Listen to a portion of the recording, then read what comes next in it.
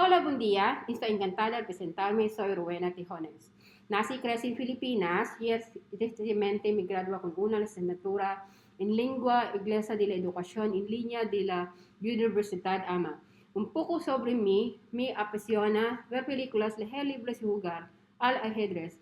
He participado en varios torneos de ajedrez y solamente traje casa, trofeos y medallas. Me emociona compartir que comenzaré como nivel representante de Centro de Llamadas Bilingüe en Español, con un año de valiosa experiencia en servicio al cliente como agente de Centro de Llamadas en AGS, una solución global experta en Fort Bonifacio Taguig, y manejando la atención financiera al cliente para T-Mobile. Confío en mi capacidad para dar experiencia excepcionales al cliente, mi solidez habilidades de comunicación y resolución de problemas, junto con mi familiaridad con el software de servicio y mi rápida adaptabilidad en nuevos sistemas. Me convierten en el candidato perfecto para este nuevo puesto.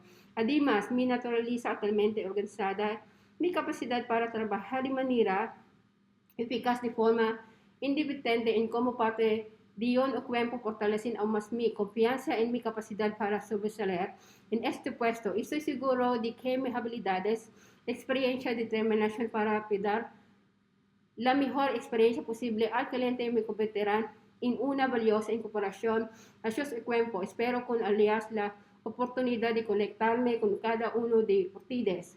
Gracias por la calidad bienvenida y estoy estudiando por embarcarme en este viaje de colaboración y logros con todos ustedes.